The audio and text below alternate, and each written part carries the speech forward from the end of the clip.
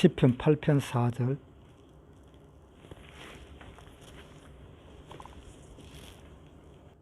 사람이 무엇이간데 주께서 저를 생각하시며 인자가 무엇이간데 주께서 저를 권고하시나이까. 종종 이런 생각을 해봅니다. 사람이 무엇이길래 하나님하고도 바꾸느냐, 이런 생각도 한번 해봅니다. 그런데 실질적으로 우리의 삶은 하나님과 비교해보면 전혀 비교조차도 안 되는 그런 삶을 살고 있지만, 도대체 사람이 뭔가, 사람이 무엇이길래 하나님이 그렇게 사람을 갖다가 생각을 하고 그럴까라는 생각을 한번 해봤습니다. 그런데 하나님 편에서는 사람을 아주 귀하게 생각합니다. 예를 들면은 우리가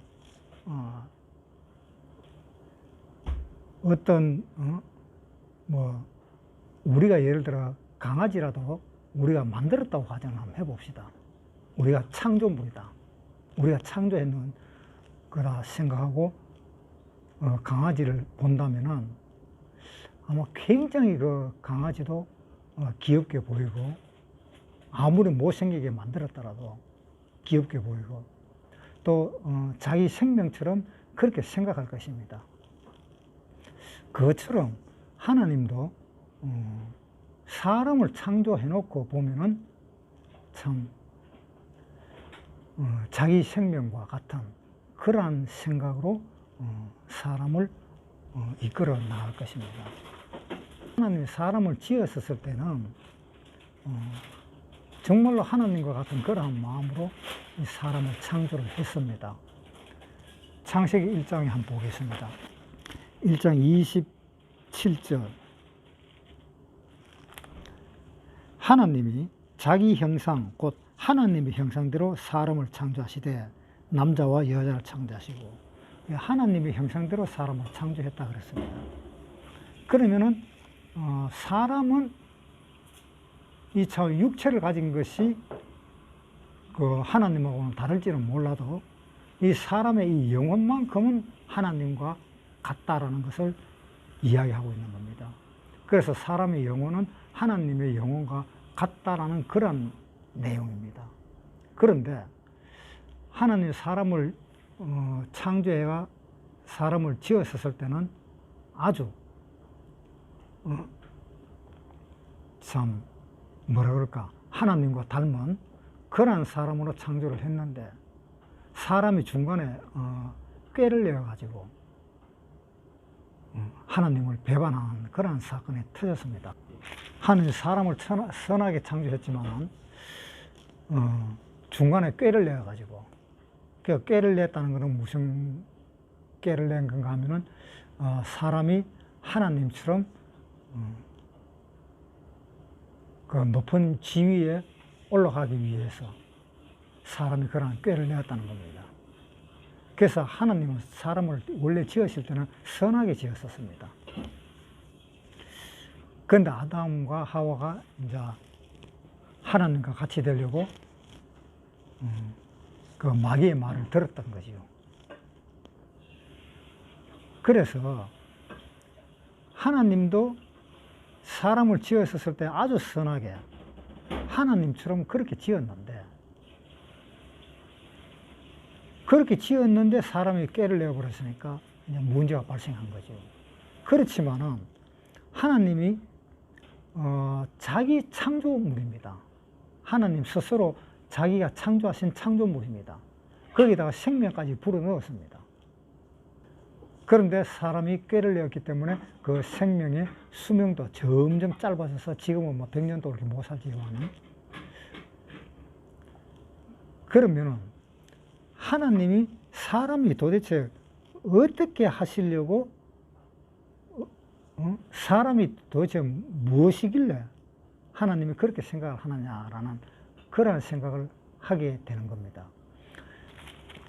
이사야 49장 5절. 나는 여호와의 보시기에 존귀한 자라. 나의 하나님이 나의 힘이 되셨도다. 나는 하나님이 보시기에 아주 존귀한 자다라고 이렇게 이야기를 했습니다. 그런데 그것이 무조건 누구나 할 것 없이 다 존귀한 자가 아니고 하나님을 믿는 사람만 존귀한 자입니다. 하나님을 믿지 않는 사람들은 문제가 달라집니다. 왜냐하면 하나님이 사람을 창조하셨을 때에 창조주를 알아야 되는 것이 사람의 마땅한 도리입니다. 그런데 그 창조주를 몰라보고 살아갈 때는 하나님이 그 사람을 아주 존귀한 사람이다라고 그렇게 말을 하시지 않습니다. 하나님을 알지 못하고 살아가는 사람한테는 하나님은 짐승에 불과하다라고 이야기를 했습니다. 베드로 후서에 한번 보겠습니다. 2장 12절. 그러나 이 사람들은 본래 잡혀 죽기 위하여 난 이성 없는 짐승 같아서 그 알지 못한 것을 회방하고 저희 멸망 가운데서 멸망을 당하며, 하나님을 믿지 않는 사람들은 이성 없는 짐승이다라고 이렇게 표현을 했습니다. 그러니까 하나님을 믿는 사람한테는 아주 존귀한 사람이지만 하나님을 믿지 않는 사람한테는 이성 없는 짐승이다라고 이렇게 표현을 했습니다. 그러면은 하나님이 사람을 존귀하게 지었고 또 존귀함을 받으려면 하나님을 믿어야 되는데 하나님을 믿는 사람한테는 하나님은 어떻게 하는가 하면 자기 배우자로 생각을 합니다. 하나님. 왜 하나님이 사람을 창조했는가 하면은 하나님 스스로 살기가 좋지 않다라는 것을 하나님은 느낀 것입니다. 하나님은 그것을 생각을 한 것입니다. 그래서 사람은 혼자 사는 것이 좋지 못하니까 아담을 잠을 재우고 갈비뼈로 하와를 창조를 했습니다. 그것은 바로 무슨 뜻인가 하면은 하나님 자기 자신이 혼자 사는 것은 좋지 못하다라는 것을 이야기한 것입니다. 그래서 혼자 사는 것이 좋지 못하니 사람을 창조해서 사람을 내 부인으로 삼아야 되겠다라는 그 생각을 가지고 계신 것입니다. 그래서 하나님이 사람을 창조하고 그 다음에 자기 부인은 예수님의 옆구리에 찌르는 그 피로 인해서 자기 부인을 삼았습니다. 그래서 하나님은 예수님을 믿는 그 사람에게는 신부의 대접을 하지만 예수를 믿지 않는 사람한테는 심판이 나갑니다. 왜 심판이 나가느냐? 분명히 하나님을 알도록 지었는데 하나님을 기억하지 못하고 생각지도 않고, 그러니까 하나님은 화가 나서 이제 심판을 하시는 겁니다. 물론 하나님이 화가 나는 것도 나는 것이지만은 그 삶이라는 것은 완전히 엉망인 삶이라는 것입니다. 하나님의 뜻대로 살지를 않고 자기 뜻대로 살았기 때문에 하나님은 심판을 하는 것입니다. 우리가 피조물이면은 누구의 말을 따라서 살아야 되는가 하면은 피조물의 말을 따라서 살아서는 안 되는 것입니다. 피조물은 조물주의 말을 따라서 살아야 되는 것입니다. 그 원칙이 깨어졌기 때문에 하나님은 심판을 하시는 것입니다. 그래서 하나님이 왜 사람이 무엇이한데 그렇게 생각을 하느냐? 하나님은 사람을 하나님처럼 창조를 해서 하나님의 부인을 삼고 하나님과 함께 영원히 살기 위해서 그렇게 하신 것인데 사람은 그것을 눈치채지를 못했다는 것이죠. 그런데 실상은 지금 현재는 어떤가 하면 하나님과 이 하나님을 믿지 않는 사람까지도 하나님은 자기 배우자로 삼으려고 그렇게 노력을 하고 있습니다.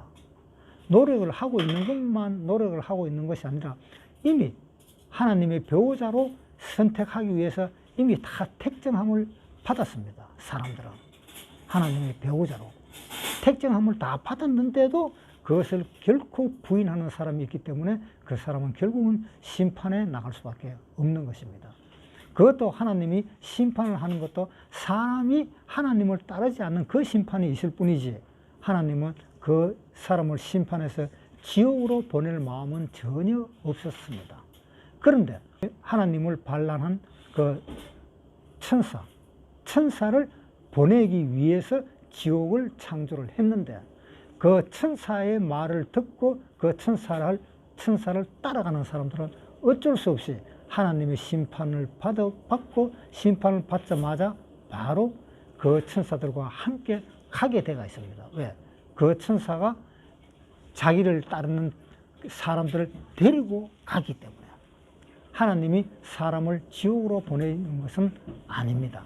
단지 심판만 할 뿐인데, 그 천사가 자기를 따르는 그 사람들을 데리고 가니까 어쩔 수 없이 지옥으로 가는 수밖에 없습니다. 그러나 사실은 하나님은 모든 사람은 다 하나님 나라에서 살고 천국에서 살고 하나님과 함께 영원히 살 수 있는 기틀을 하나님은 완전히 다 마련했습니다. 눈곱만큼도 틀것만큼도 전혀 손상 없이 완전하게 다 해결을 했습니다, 하나님은. 그런데 그것을 믿지 않는 사람들은 어쩔 수 없이 하나님은 자기 배우자로 삼지 않고, 자기 배우자로 삼으려고 다 해놨는데도 그것을 극구 부인하는 사람은 방법이 없다는 겁니다. 그래서 사람은 무엇이냐 하면은 하나님의 배우자고, 하나님과 함께 영원히 살 수 있는 사람이고, 또 사람은 그 죄를 떠나서 천국에서 영원히 살 수 있는 사람들입니다. 하나님은 그렇게 만들어 놨습니다. 지금 현재까지도 만들어 놨습니다. 그런데 그것을 모르는 사람은 그 받을 형벌은 어쩔 수 없이 받을 수밖에 없잖아요. 그 형벌은 심판을 받되 그 따르는 다른 천사들에 의해서 지옥으로 같이 가게 되는 것입니다. 그러니까 좀 더 성경을 열심히 보시고 정말 내가 하나님의 배우자가 될 수 있는지, 영원한 천국에 가서 살 수 있는지 그것을 확인하시기 바랍니다. 하나님은 다 그렇게 해결을 해놨습니다. 해놨는데도 그것을 부인한다면 하나님도 방법이 없습니다.